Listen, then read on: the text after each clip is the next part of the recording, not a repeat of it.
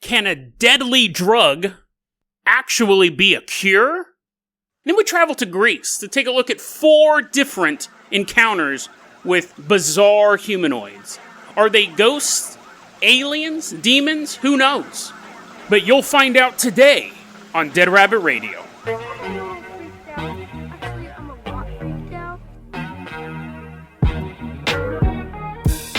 Hey everyone, welcome back to another episode of Dead Rabbit Radio. I'm your host, Jason Carpenter. I'm having a great day. I hope you guys are having a great day too. Let's go ahead and get started with the episode. First off, let's give a shout out to our newest Patreon supporter, Eli Rack.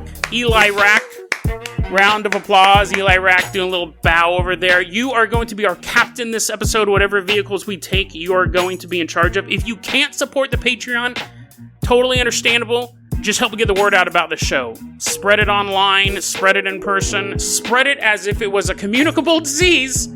That also helps out a lot. But maybe don't use that as you're like just coughing on people. Dead Rabbit Radio. Maybe not that far. Eli Rack, let's go ahead. Let's start off in the Dead Rabbit dirigible. We're going to take a little flight across the nation. We're going to Stockton, California. Meth, capital of the world. Yes. It's another meth story. So just be prepared for lots of references to methamphetamines. This one I actually found on Reddit. Like I find all this stuff on Reddit because I go to the meth subreddit. It's a guilty pleasure of mine.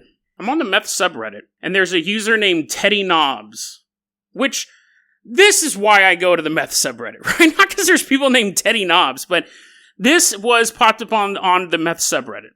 Tell me you cannot click on this. Here was the headliner post or whatever you call it. I honestly believe, okay, coming from one meth addict to another, I honestly believe doing meth daily, okay, you just can't be an occasional meth user. I honestly believe doing meth daily prevents you from catching COVID-19. Hear me out. Which I love how he adds that at the end, because he obviously knows most people are like, what? He's like, well, no, hear me out. He goes on to say that he doesn't know any tweakers who have COVID-19. So that's scientific proof right there, right? But he goes, listen, tweakers, which is, if you don't know, tweakers someone who's like super high on meth and they're like working on cars. They're working on your car by stealing the stuff out of it. Come back here. He goes, listen, tweakers don't have any of the safety precautions that are put in place with COVID-19 stuff. We don't social distance. Well, definitely, we pass a pipe around, right? That's the worst thing. We have this little pipe. We're smoking meth, and then I hand it to you, and you're smoking my meth and stuff like that. We're hanging out. We're breaking into people's cars. He didn't say the breaking into people's cars thing and stuff, but you know what I mean. Basically, they're repairing starter engines at 3 a.m, and then someone tells them they found some springs in a dumpster. So you ride your bicycle because you can't have a car because you took it apart. You ride your bicycle over to the dumpster and grab some springs because you'll want to need them for that project you're working on. That spring-powered car. Basically, there's no social distancing or anything like that. So at the end, then he goes, listen, if you know someone who has COVID-19, who's a daily user, see, it's, again, not you tourists, not you people who just use on the weekend, daily users only. If you know someone who smokes meth daily, who's got COVID-19, let me know. He posts this, and people start going, you're an idiot. In the midst of people going, oh, no, I know people who smoke meth, but do they do it daily? I would ask, but people would go, I know people who smoke meth who've gotten COVID-19. Amidst all of that, somebody posts an article. Meth may fight flu virus, study suggests. This was from COVID19data.com. It's written by Chino Contreras. Eli Rack, let's take this dirigible and leave behind Stockton, California. There's a couple bullet holes in it, so we got to get fast and got to refill it. We're headed out to Taiwan. We're going to land. We're going to put on our lab coats. We're going to walk into the National Health Research Institute in Taiwan. Now, this was back in November 6th. They published a study, November 6, 2019. So this study does not speak specifically about COVID-19, but let's go in there and we see these scientists standing around and they're in their lab coats. And there's like a lump of lung cells, right? There's just like a big old gross lump sitting on a table, looks like a slab of meat. And the scientists are like, are you ready for test? The test. This is our first test. We don't have a number for it. And they're like, yeah. So they exposed the lung cells to meth. I don't know how they did it. I don't know if they brought in Johnny, and he walks in, he's like, hey guys, is it time? Is it time? I've been smoking meth anyways. And they're like, oh man, you're not supposed to smoke it yet. But I don't know how they did it. He smokes in, he has his little meth pipe, he smokes it in, breathes it all over the lung cells. To be fair, okay, they can't, in the article, they said lung cells. So I don't know if they had like a clump of lung. I don't know if they had like a human's lung just sitting there and a guy's blowing meth into it like he's playing the bagpipes. But let's just pretend, right? The fact of the matter is they exposed lung cells to influenza A, and then they infused it with methamphetamine. And then 30 to 48 hours after the infection, so you got the scientists sitting around calmly looking at the cells, and then the meth dude's like all bumping into him. He's taking apart the laboratory. He's like, oh dude, you know how many cool things I can do with this microscope once I've taken it apart? They're like, we need that. They realized that the meth-treated cells... Here, let me read you this quote here. The meth-treated cells had a much lower concentration of the virus than the control group. What's more, this reduction occurred in dose-dependent manner, meaning the more meth, the less the virus reproduced. Unquote. What's interesting, so the doctors, they do see a correlation. So this guy actually is onto something. But they're saying, we're not telling people to smoke meth. We're definitely not telling people to smoke meth daily. We're not saying that. But now scientists are starting to look at this and they go, if we can take something that's structurally similar to meth, if we can take meth and modify it some way, take away the tweakiness, take away the damage, take away all the bad stuff, take something that's structurally similar to meth, we could actually prevent or possibly cure influenza A. So we are leaving behind Taiwan, Iraq. Let's go ahead and hop in the Carpenter Copter. The dirigible has been stripped for parts at this point. Johnny's already completely dismantled it. There's just a balloon and a couple cinder blocks holding up the balloon. Everything else is gone. We're in the Carpenter Copter, Iraq. We're leaving behind Taiwan. We are headed out to good old Greece. Okay, Iraq, let's go ahead and put that Carpenter Copter in a holding pattern, actually, before we get to Greece, because I'm going to give you guys a little meta commentary here, a little behind-the-scenes thing. This is 10 hours later I'm recording this part. I did this thing about humanoids in Greece. We're still going to do that segment because I think it's interesting. But originally it was an interactive adventure. It was horrible. I recorded the whole thing. It was bad. It was funny. I had a good time recording it. But it's really, really bad. What's interesting, and this is my tip to you, for you artists out there. You always want to do your best, obviously, but you're never always going to do your best. When I can get, whoa, that was like the best episode I've recorded. That's great. My first 50 episodes, there's some stinkers in there, because I didn't know what made a good Dead Rabbit Radio episode. The key to actually like being an artist, not a lot of people talk about this, the key to being an artist isn't always about putting out the best material. It's about knowing when you've sucked, knowing when you've missed the target, knowing when it's bad.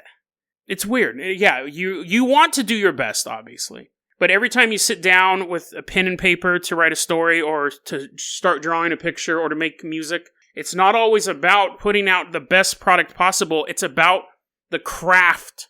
It's about creating product. There's artists who just dream and dream and dream and never do anything. There's artists who labor so long trying to get the single best novel they can that they never get past the world building phase. They've written stuff down, but nothing as a narrative. Or they start writing stuff and then they rewrite that first chapter, start writing stuff, rewriting the first chapter. It's not until you start actually putting out books, putting out stories, releasing artwork to the public that you can start to go, this is a good picture, this is a bad picture. It's part of that craft. Kanye West famously said, someone asked him about being a producer. He says, make 3 beats a day, every day, for 3 summers. That's how you become a great producer. It's about the craft. It's about building things. If he just labored over the same beat over and over again, or the same 10 beats or 20 beats or whatever over and over and over again, trying to perfect them, you have to build body of work. That's my motivation to you guys out there. And also to let you know why I'm so much more subdued as I'm recording this part at 9:30 at night. It's not always about creating the best single thing. It's about working your craft over time. Releasing stuff, and realizing what works and what doesn't. That is a not often thing said about art, and I think a lot of people just don't do that. They just tinker on something for a long time, like I am with this introduction. But I wanted to share that with you guys, because I know a lot of you guys struggle with that. Illyrac, let's come out of that holding pattern. We are headed, finally, to Greece. Second time for me today, first time for you. First off, let's head back to the year 83 BC. Helicopters flying over. There's like pantheons and stuff. Big old marble pillars in the middle of nowhere. We're like going in between them. Nice flying, Illyrac. We look back, there's rubble everywhere. Not so nice flying, but we're going to meet a dude named General Syllas. And he's like, has his army and stuff like that, and he's marching on Rome. Second time, by the way. He originally took control of Rome, established himself as the ruler, and everyone's like, oh yeah, dude, hey, why don't you go out and fight that war, dude? And like, us, the Senate, we will make sure nothing bad happens. And he's like, the way everyone's eyes is shifting back and forth at the same time makes me a little suspicious. But he ends up taking his army out to Asia Minor, which I believe is Turkey nowadays. Anyways, obviously, he gets overthrown while he's gone. The Senate's like, we didn't like that guy. We totally lied to him.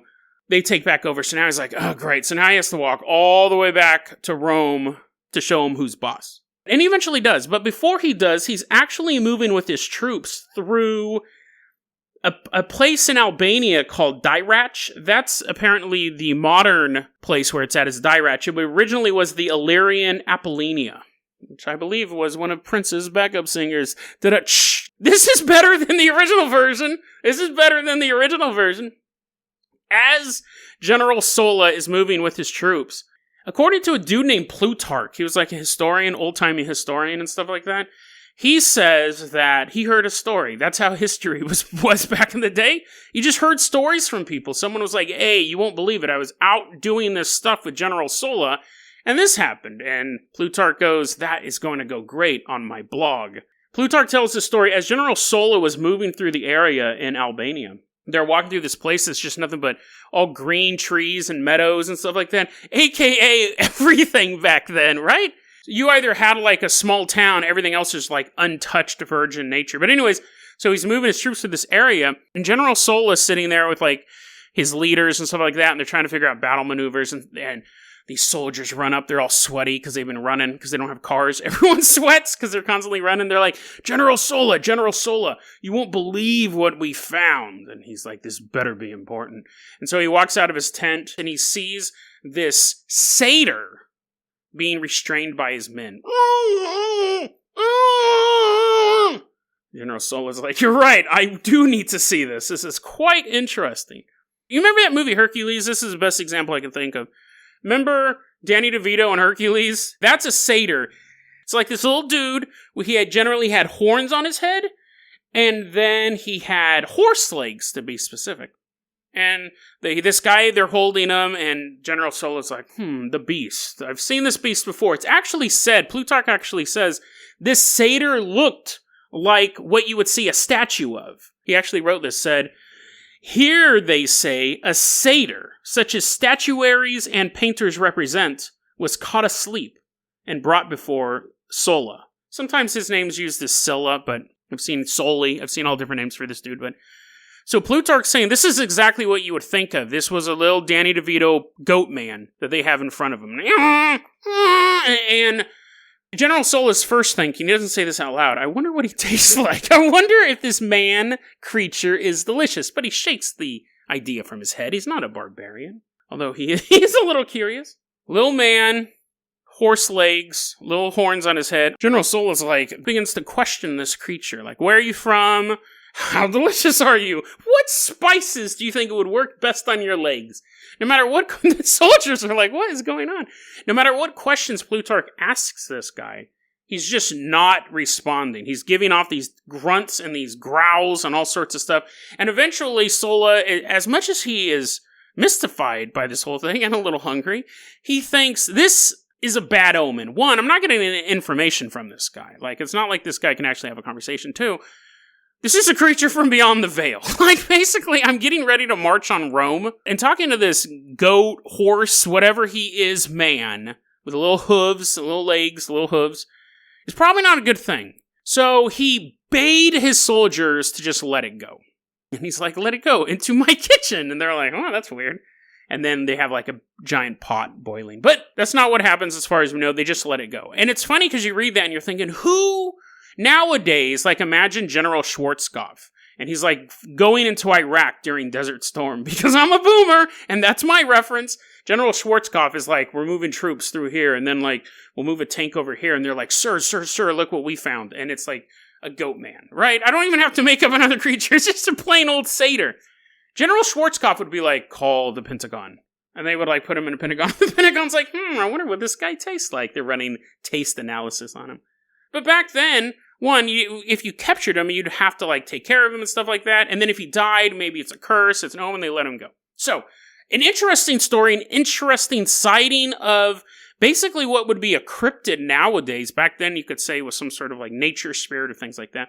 But let's take a closer look at this story. In the early versions of the satyr myth, they had horse legs and horse tails, and then the upper body of a human, little horns on their head. But by the 6th century BC, the legend had actually changed. So even though Plutarch says this looks like you would see on the statues and you'd see in the paintings, we don't know if he's talking about the paintings far before Sulla's time, because remember, Sulla's making this march in 83 BC. So for the past 500 years, a satyr was described as something different. The top half's the man. The bottom half is a man as well. They're just regular human legs. By his time period, satyrs were described as just being all human, but covered in hair. Bigfoot, maybe? Covered in hair. Horse tails. Tail of a horse. That's still weird. And super ugly, which I guess is kind of implied with the horse tail coming out of you and covered in hair. Super ugly. Big, naked dude. Giant, horse-sized boner.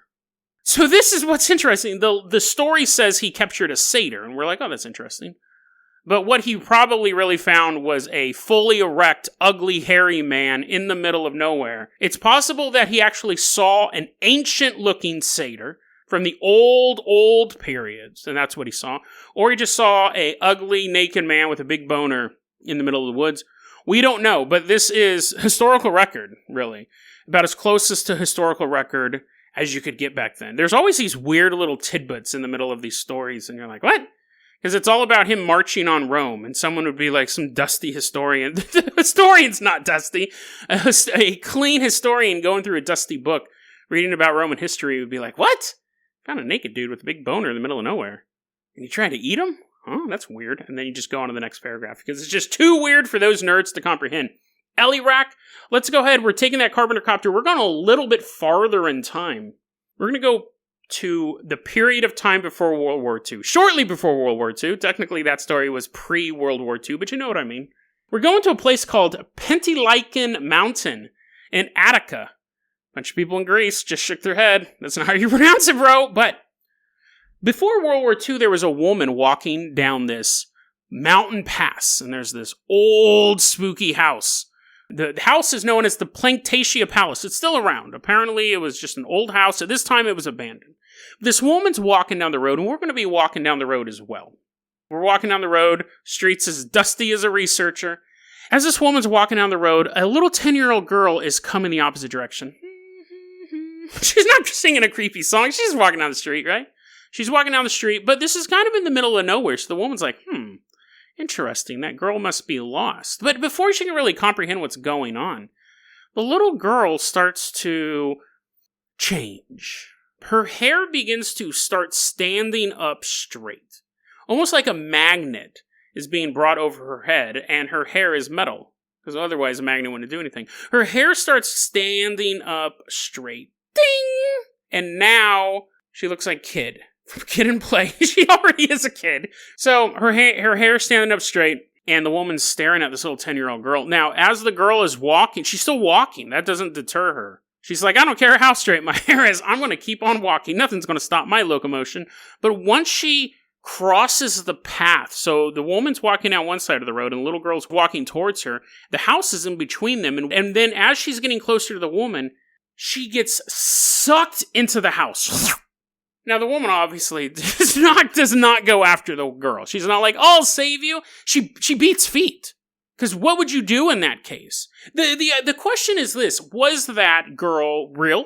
There's a couple different ways we can look at it. We can look at it, if the girl was real, she probably should have went to go find her. But it's possible the girl was real. She's walking down the street, her hair sticks straight up, and she gets sucked into the house. She's now a prisoner of PLAKENTIA'S palace. And she can never get rescued because no one can pronounce the name of that house. If that woman goes, oh, I just ran into a horrible thing at PLAKENTIA'S palace up in the Pentacalian mountain. Authorities are like, those places don't exist, ma'am. That's not how you pronounce anything in Greece. We won't be able to help you. And the woman's like, no, it's possible. Or here's an even creepier scenario. I don't know, the girl getting sucked into the house is kind of creepy.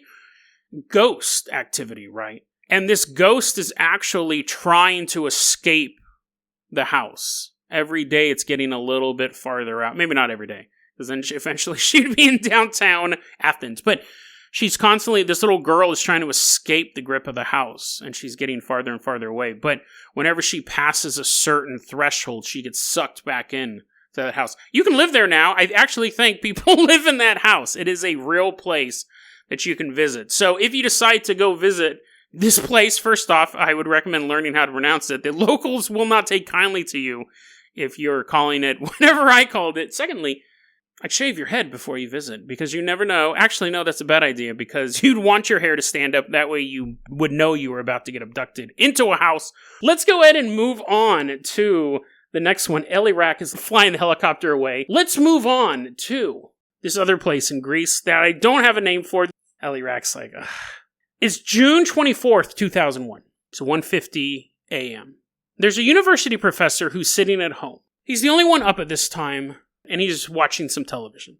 Now, this college professor goes by the initials GP. He'd actually had 2 previous encounters with the paranormal. Once in 1974, a woman comes knocking on his door and asks him for money. And he's like, what? It's kind of weird, but yeah, sure, mate. And before he can finish his sentence, she vanishes into thin air. And he's like, well, that's a relief, because I didn't really want to give her any money. Also, in 1986, he was riding a bus through town, and he sees his mother-in-law on the bus. That's not the weird part. His mother-in-law was dead. Not like... Okay. It's not like she was a corpse on the bus, and he's like, someone should do something about that. Probably me, because this corpse is sitting next to me. Let me rephrase that. This is what 500 episodes does to you. His mother-in-law had been dead before. She'd already died. It was her ghost on the bus. And he said, not only did I see my dead mother-in-law on the bus, as a ghost, again, not as a corpse, but she was there for 5 minutes. It wasn't a fleeting glimpse. He was looking at this ghost for 5 minutes, which is an extremely long time for paranormal activity. So, June 24th, 2001. GP is watching television. His wife and his son are asleep in their respective bedrooms. And his daughter is not home, so her bedroom is unoccupied at this time. And he's sitting there and he's watching television, and then he's like, television's done. Click, shuts it off. And he starts doing that routine we all do as we're going to bed. You kind of get up, make sure everything's shut off. He's walking around his house. He realizes the kitchen light is on. He walks into the kitchen, shuts the light off, and he instantly feels a cold chill crawl over his skin. He turns around and he sees this almost indescribable thing. It's 6'2". And he sees that all of its limbs are very lanky. He sees a face devoid of any facial features, but where the eyes, the nose, the mouth should be, there were just bumps. He said it looked like computer graphic. It looked like it was artificial. Not artificial in the sense of it being robotic or plastic, but artificial in the sense that it doesn't belong in our reality. Something mimicking our reality. Trying to get a human face, trying to get a human body, but failing at it. The limbs were too long. The face knew where the features should be, but couldn't generate them. It's standing there in the kitchen with him now. Lights are off and he sees this thing standing there. And then it begins to move. But even that seemed like a mimicry of human movement. He said it moved in large leaps, but it was in slow motion, like an athlete jumping a hurdle, but painfully slow. The feet wouldn't touch the ground. There was no noise as this was going on. Right before the foot should touch the ground, it simply leaped again. He watches it jump out of the kitchen and go into the bathroom. GP immediately follows it, goes into the bathroom, throws the light on, it's gone. He turns around and sees that his daughter's bedroom door is open. And this creature leaps out of his daughter's bedroom, slowly jumping, silently, back into the kitchen. He goes into the kitchen. It's empty. He turns, and now it's jumping out of the bathroom, jumping through the house. It leaps into the middle of the living room and completely disappears. The whole encounter, he says, took about 30 seconds. He's just watching this thing bound around his house. This was very, very interesting. GP said he got the impression that the creature was running from something. He felt like the creature was hunted by something and wanted to avoid any contact. So while this man is sitting in his house and he's watching this truly alien phenomenon happen, he's not really scared. But he senses fear from this creature. Not afraid of him, but afraid of something. It didn't belong in this man's house. It didn't belong on this planet. So if tonight, when you sit at home, maybe you're reading a book, maybe you're watching television, maybe you're just lounging about listening to your favorite podcast, when it's time for you to go to bed, you're going to get up, do your little ritual, make sure your lights are shut off. But when you shut off that last light, don't turn around.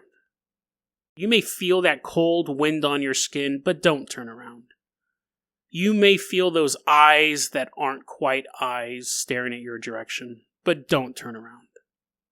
Because even though GP had a bizarre experience and was able to report it to us, there's a chance that this is more than just a one-off thing. This thing was being pursued by something. It was in fear of its life, and it got away. But who's to say that the next time this lanky, featureless creature appears behind you, that the predator chasing it won't appear as well? If you turn around and look, you may become a participant in this ghastly game of tag. You may find yourself not retelling the story to appear in some weird podcast. You may find yourself waking up in a world that you don't recognize, with no eyes, no mouth, and a predator right behind you. DeadRabbitRadio@gmail.com is going to be your email address. You can also hit us up at Facebook.com/DeadRabbitRadio. Twitter is @DeadRabbitRadio. Dead Rabbit Radio is the daily paranormal, conspiracy, and true crime podcast. You don't have to listen to it every day, but I'm glad you listened to it today. Have a great one, guys.